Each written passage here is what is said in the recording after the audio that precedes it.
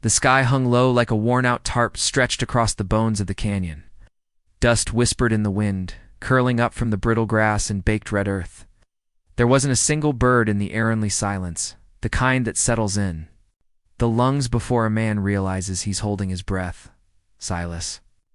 Ward pulled his horse to a stop just before the splintered wheel of an abandoned wagon. The mule was Long Ganit's broken harness, dragged behind the axle like a forgotten ribbon. One side of the wagon's canvas was torn open, fluttering gently in the breeze like an old prayer flag. There was no movement, no voices. Just the sound of the wind licking over the rim of the canyon behind them. Then he heard it then, sharp and startling in its insistence. A cry. He dismounted without a word, boots crunching through gravel and pale weeds. His rifle stayed slung across his back. He approached the wagon slow, hand resting lightly on the hilt of his knife, not for danger, but for certainty. She was lying beside the wagon, half covered in her own shadow. A young woman, not yet 30 if he had to guess. Her dress was torn. At the hem, dust-stained, stretched over her hips like she'd walked for miles before collapsing. One arm was thrown out like a shield. Her eyes stared toward the sun but saw nothing. She was gone. The child lay next to her, swaddled in a thick quilt, brown with road filth. Its face was red from crying. Tiny fists trembled at the air like it knew it had been left behind. Silas crouched down beside them, knees popping from the cold. He didn't touch her, didn't close her eyes. He looked at her braids still neatly tied, looped twice, and pinned with a bone clasp that told him something. Dignity, a final act of care. Before dying, the wind shifted, and with it came a new sound, far off. But certain coyotes? The child wailed louder. He hesitated only a moment longer before slipping his arms beneath the bundle. It was heavier than he expected. Warm, alive. The baby pressed its wet cheek to his coat, still wailing. He stood, turned away from the dead woman, and walked to his horse. He didn't say a word. He didn't look back. Dry Creek was half a day's ride, but he made it in less, pushing the mare harder than usual. The town hadn't changed wood buildings with sagging porches. One saloon, one store, a sheriff's office that hadn't seen law in years. Folks stood on steps or peeked behind cracked glass as he rode past, the child's cries slicing through the quiet like a bad omen. No one came out. No one asked. He didn't stop. Just outside town, he turned off the main trail, too, a dirt path that wound through brush and stone. Up toward the ridge where his brother's cabin still stood, leaning a little, but whole. The war had taken the roof once and half the barn, but Silas had rebuilt what mattered. It's not out of hope. It's just habit. He dismounted in the yard, boots crunching. On frozen earth, smoke still rose from the chimney he'd left the fire burning low that morning. He pushed open the heavy wooden door and stepped inside with the baby cradled awkwardly in his arm, like he wasn't sure which part to hold tighter. The cabin smelled of ash and pine. A kettle hissed gently over the coals. An old rocking chair sat near the hearth, its left runner slightly split from age. He set the child down in a shallow basket, lined it with a wool blanket, stepped back like the thing might burst. The baby screamed harder. He rummaged through an old crate and found a bottle-chipped glass, the rubber nipple cracked but intact. He boiled some water, thinned the last of the milk, and poured it carefully. His hands trembled slightly, not with fear, just the rust of long-forgotten tasks. He'd not held a bottle since. Well, since the baby didn't take it at first, just cried. He tried again, this time kneeling beside the basket and slipping the bottle between those tiny, furious lips. After a moment of struggle, the baby latched on, sucking in sharp, angry gulps like it had waited too long to be remembered. Silas sat back on the floor, one arm braced on his knee, eyes locked on the fire. His shirt smelled of dust and horse. He didn't look at the child, not really. When the bottle emptied, the crying started again. Wailing and writhing, fists punching the air. Small lungs. Demanding something Silas didn't know how to give. He stood and carried the basket to the rocking chair. He sat down carefully, boots planted firm, and pulled the bundle onto his lap. The rocker groaned beneath his weight. He didn't speak, didn't coo or shush. He just sat. The baby cried for another hour. Me too. Silas stared at the fire jaw, tight hands still. Eventually, the child quieted not, from comfort, but exhaustion. It went limp against his arm, breathing shallow. A soft heat rose between them. The fire cracked. The wind hissed at the window. Silas watched the shadows climb. The wall? He didn't try to comfort it. Not yet. The wind never quite stopped in Dry Creek. It hissed through the cracks between window panes and floorboards, curling in like an unwanted guest and settling its cold breath over the bones of the cabin. At night, it carried old sounds coyote. Yips, barn hinges, the creak of something long dead but not yet forgotten. Silas Ward sat by the fire, knees bent, arms crossed over his chest. The child lay nearby, tucked into a dented tin basin filled with water, gone tepid. The boy's cries had faded to soft hiccups, small wet gasps that broke the silence like the final drops of a rainstorm. His tiny fists floated above the surface, trembling now and then like weeds in a low creek. His face was blotchy, red with exertion and hunger, and the kind of sorrow no baby should understand. Silas didn't know if the child had been fed right. The old bottle leaked, and the milk was watered down to stretch what little he had. He wasn't sure what temperature was safe. He didn't know how long a baby could go on crying before something inside gave up. All he knew was how to keep the fire burning and wolves away. He rose just before dawn, the world outside tinted in frost and ghost light.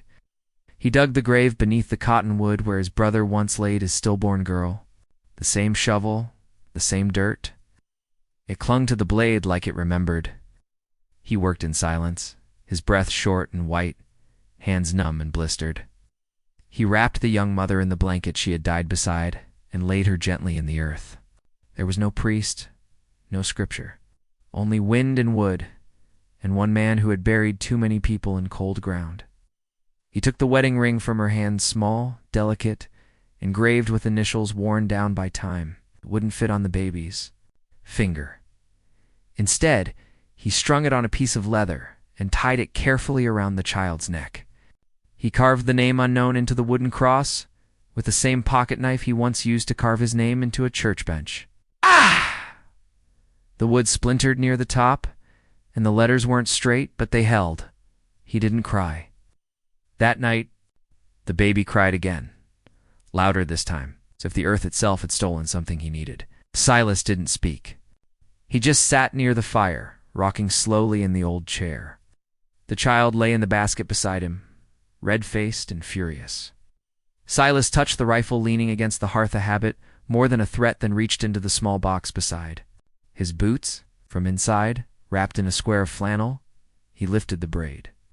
Thick, dark, still slightly perfumed with something sweet and earthy. I'd cut it from the woman's hair before burying her, not out of sentiment, but to give the boy something to hold later, proof that someone once cared for him. Now it sat wrapped softly around the baby's wrist. A strange thing, maybe, but there wasn't much else to give. Outside, the wind howled.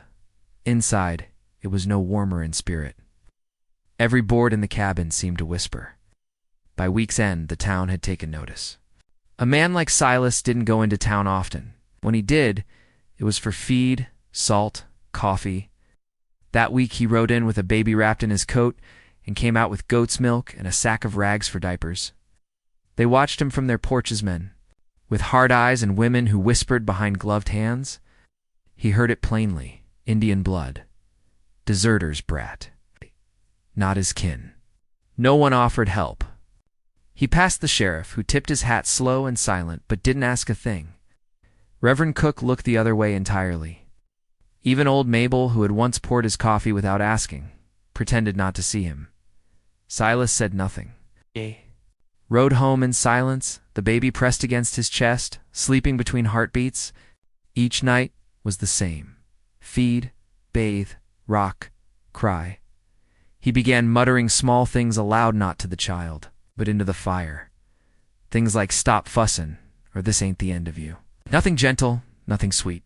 The words filled the air with something other than wind. He cleaned the bottle more often now, heated the milk just right, propped the baby in his lap while whittling a toy horse from an old fence post. He couldn't make the cries go away, but he could give them space to echo. Sometimes he sat outside with the baby tucked against him, watching smoke curl into the night sky. He told the boy stories not from books but from memory. It's about his brother's laugh. It's about the creek that used to run in spring. About a woman who once wore a yellow shawl and smiled without fear. No one heard him. No one had to. Each morning, he warmed milk, rocked the child, and said nothing to the world. But he was starting to speak to the boy. And that, somehow, was enough. Ask ChatGPT. By afternoon, the sky turned black as coal and heavy with warning. Clouds rolled low across the mesa, thick and slick like spilled oil sliding over bone-dry land. Wind carried a taste of iron storm coming, the kind that makes men silent and animals restless. Silas worked quickly, hauled the last of the wood inside, fastened the shutters with rusted nails, and stuffed a rag into the crack beneath the back door. Inside, the baby fussed in his makeshift crib, squirming like he felt the pressure shift before the first drop of rain had even fallen. Lightning cracked the horizon before dusk, painting the land in pale, unnatural light. Thunder followed slow, deliberate, like a warning growl from something much older than man. Silas moved about the cabin with the rhythm of a man used to solitude, used to storms, used to surviving without expecting kindness from the world. He set a basin near the door, already leaking from a warped board. He pulled the rocking chair closer to the hearth, where the fire burned low and stubborn. He cradled the child without speaking, the baby's head nestled beneath his chin. When the knock came, it wasn't timid, it was firm. Once, twice, then again Silas stood, every muscle tight. He shifted the baby into the basket and reached for the rifle by the door. He opened it, slow. Rain pelted the porch like bullets. Wind curled through the doorway, carrying the smell of wet cedar and something sharper blood. She stood just beyond, the threshold, barefoot, soaked. Her shawl hung limp over one shoulder, clinging to a frame made more of sinew than softness. Her left arm was wrapped in something stained dark cotton, maybe, or a piece of dress. She didn't flinch from the rifle. Her face was young, proud, set in lines that didn't belong on a girl that age. Eyes like stone black, unreadable, but not afraid, she said. Only child. Her blood. Mine. Silas didn't move for a long breath. Then he lowered the rifle. He stepped aside. She walked in slow, dripping water onto the floor. She didn't look at him again, only at the child. She knelt beside the basket, reaching out a hand. The baby stirred but didn't cry. She whispered something in a tongue Silas didn't know, something low and rhythm-like, not a word but a sound, passed between skin and bone. The baby blinked up at her and stilled. Within moments, his eyes closed, the fire cracked. Silas stood by the wall, rifle forgotten. She rose, walked to the hearth, and sat on the floor. Her hand trembled slightly as she unwrapped her arm. The wound was shallow, but angry claw or blade he couldn't tell. The blood was thick and drying. She took a needle from a pouch at her waist, threaded it with something coarse, began stitching herself shut. Silas took a step forward. She didn't look up. No, he stopped. She finished the stitches with a hiss through her teeth and then leaned back against the stone of the hearth, eyes closed. Her breath was slow, controlled. Outside, the storm let loose. Rain hammered the roof, poured down the windows in sheets, and thunder shook the walls. The baby slept through it all, still curled in his basket. One fist wrapped around the braid on his wrist. Silas sat in the rocker and watched her from across the room. He didn't ask her name. She didn't ask for his. They just listened to the fire, the rain, and the silence between them. Hours passed like that. She didn't leave. In the blue-black early morning, light slipped through the cracks in the shutters like pale fingers. The storm had passed. but its ghost lingered in the soaked wood and swollen air. Silas rose and found her still there, seated by the hearth. Her shawl had dried and was now folded neatly beside her. She sat cross-legged, stitching the hem of her skirt with a bone needle, careful and exact. The baby woke with a sigh. She rose, crossed the floor barefoot, and lifted him easily, like she'd done it 100 times. He didn't fuss. She fed him milk Silas had left cooling on the stove. Silas leaned against the doorway and watched her hands. They weren't soft, but they were sure, scarred, but steady. The kind of hands that had hunted, defended, healed. He said nothing. She didn't smile, but she stayed. The days passed in a hush. They moved through the cabin like two shadows, learning not to cross each other's path too loudly. Silas went about his work, chopping wood, boiling milk, keeping the fire steady. She moved quieter still, the way wild animals do when they've lived too long beneath trees to trust a roof. They didn't talk about the baby. Not directly. Not yet. But each morning, she was up before him, warming water in the kettle and folding clean cloths. Each evening, he brought in wood and set her cup beside his on the table without asking. Sometimes when the wind was calm and the night too quiet, he watched her sit with the baby cradled against her chest, and hum something low and steady that had no words. It was on the third day, as the snow began falling soft and slow, that she gave him her name. Nayeli, she said. Silas glanced up from the carving in his hand. What's it mean? She didn't smile, just looked at him, firelight catching the gold flecks in her dark eyes. I am the one you see. He held her, gazed for a moment longer than he meant to, then nodded and went back to whittling. Later, when the baby slept and the stew was simmering low on the stove, he asked, She yours? Nayeli was quiet a long time before she answered. My sister's. Silas didn't speak. She was promised, she said at last, to a settler's son. They called it an arrangement. My father said no. They took her anyway. She spoke like cutting, leather precise, firm, no waste. She ran with child. Our people helped her. The men followed, found her before she reached the canyon. She made it this far, then died. He looked at the fire. And they sent you to find the baby. She nodded. Outside, snow piled up on the window ledges and fence posts. Inside, warmth swelled between them, heavy and thick with what wasn't. Said they didn't talk about the war, either, though it hovered in the corners of the room like smoke that never left. Silas still bore the limp in his right leg from a skirmish outside El Paso. The war had taken his brother, his land, and most of his voice. Wasn't a talker before, but he'd come back speaking less than the dead. He didn't ask about her battles. But he noticed the way she flinched when boots scraped too loud, the way her hands hovered over the knife at her belt when thunder rolled, the way she never turned her back on the door. In town, the silence they'd kept began to split. It was the boy from the store who saw her first, her shawl pulled up high, walking beside Silas as they bought flour and lamp oil. He told someone. They told someone louder. By sundown, Dry Creek had opinions.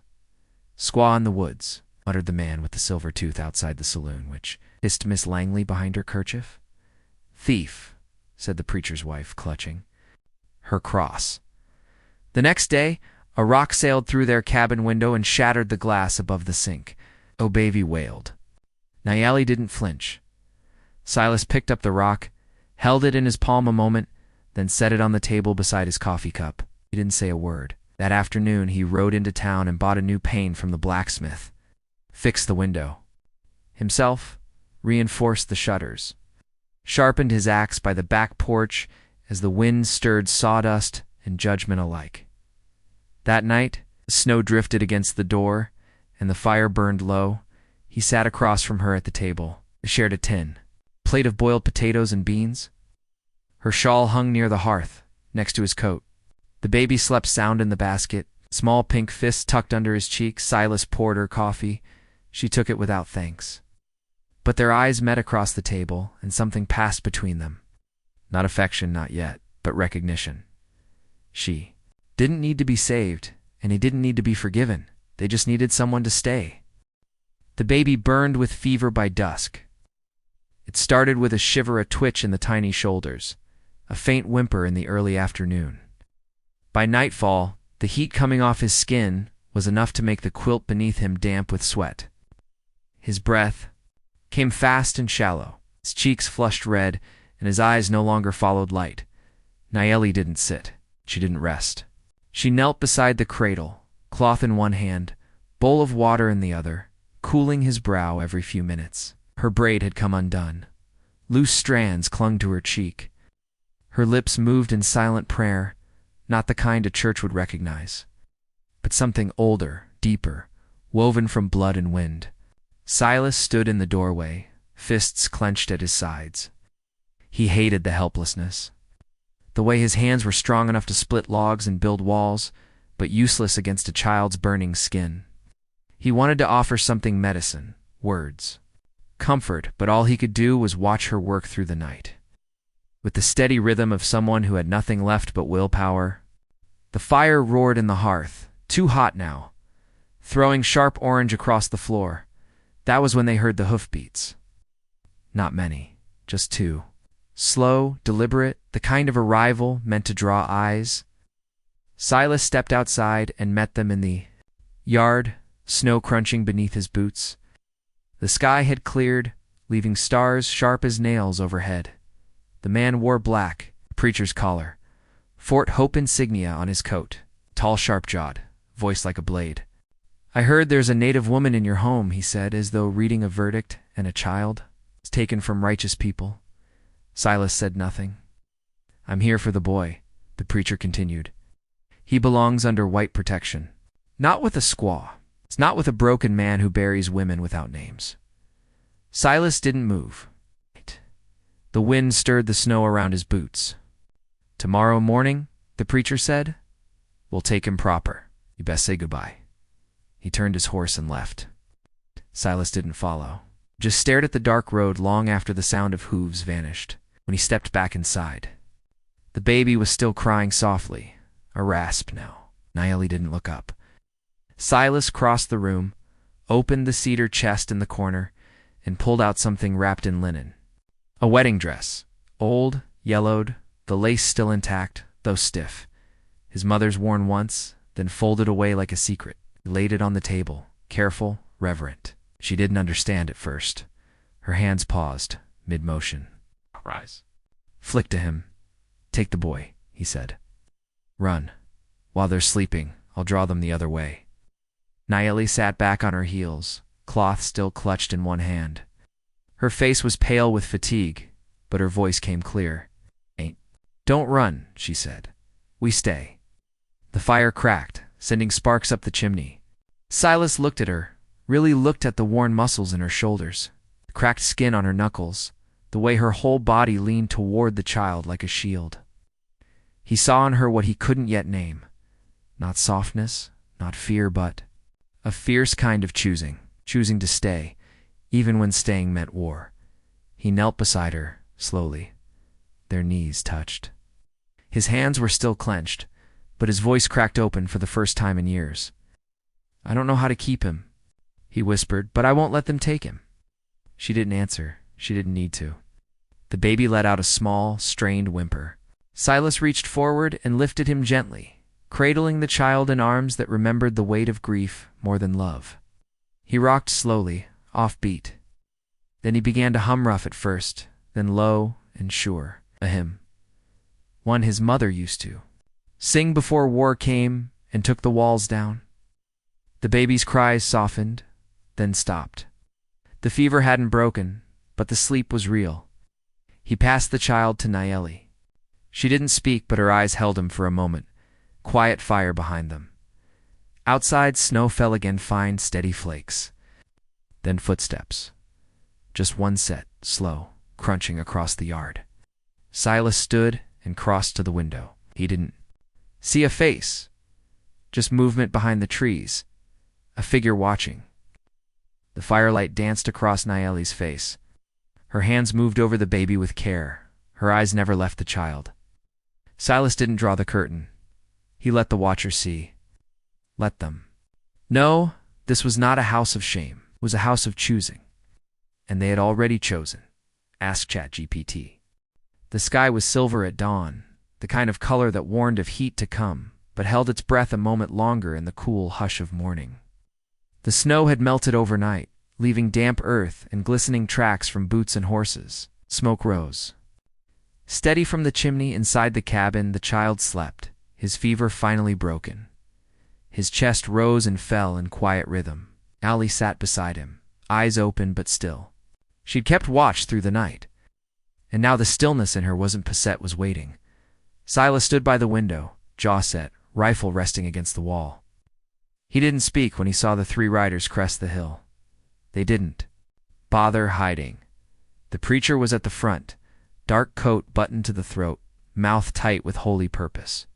Behind him, two men in dust-covered hats and pistols slung low settlers. No doubt the kind who didn't mind dirty work if they could baptize it with the word justice. They dismounted in the yard and spread out, one on either side of the porch. The preacher raised his voice. You've been warned, Ward. This is your last grace. Hand over the child. And the woman. Silas opened the door and stepped outside, closing it gently behind him. His face was unreadable. His hands were empty. He didn't say much. Just one sentence. You'll leave the way you came. The preacher smiled, thin and cold. Got no law up here. No church. No right. One of the gunmen shifted. His hand dipped toward his belt. Then the shot cracked sharp and sudden cutting. The air like a whip. The preacher staggered back, hat flying off, blood streaking his sleeve wear. The bullet tore through flesh, but missed bone. He hit the ground hard, clutching his shoulder. The other two froze. One dropped his pistol. The other turned and bolted for his horse. From the trees, the smoke still curling, Nayeli stepped out slow. Rifle braced steady against her shoulder. Eyes cold, jaw firm. No one else moved. Silas didn't lift a finger. The preacher whimpered, crawling to his feet. He didn't speak again, didn't bless or threaten. Just stumbled to his horse, mounted with effort, and rode off with the others, their pride dragging behind them like broken saddlebags. Silas turned and looked at her. She nodded once, then disappeared back into the trees without a word. No blood was spilled that morning, just fear. And fear once broken doesn't return the same way by nightfall. The town had heard. The saloon kept quiet. The church doors stayed closed. Nobody came knocking after that. Days passed. The baby's cheeks regained color. His laughter, when it came, was soft and sudden like wind chimes in a quiet canyon. Silas built a cradle from pine wood he cut himself. The grain curved like river water. He carved small stars into the headboard, rough but honest. Nayeli hung herbs above the window to keep sickness out. They filled the room with a smell that reminded him of rain on stone. They spoke more now. Not much, but the kind that mattered. One night she asked about the dress. He didn't answer. Just walked over, opened the chest by the fire, looked at it, folded their yellowed lace, creased cotton. Not yet worn, not yet needed, but no longer hidden. They didn't speak of it again. Some things didn't need explaining, only time. On the seventh morning, sun rose, gold and clean, over the canyon. Silas saddled the mare. Nayeli wrapped the child to her chest in a shawl striped with old colors. They didn't say where they were going, only that it was time. The trail to the canyon was quiet. Birds called overhead, the air soft and clear, at the edge of the bluff. They stopped. Silas knelt and placed a handful of wild flowers on the grave's mall, wind-bent things with purple petals and crooked stems. He pressed a hand to the wooden cross. Unknown still carved deep. Nayeli stood beside him, humming, not loud, not mournful, just steady. The child shifted in her arms, eyes wide, hand reaching out toward the sky. They stayed like that for a while, then slowly they turned back. When they rode home, it was together, her shawl brushing his sleeve. The child nestled between them. No rush, no fear, just the long ride forward. Toward something earned, toward something whole.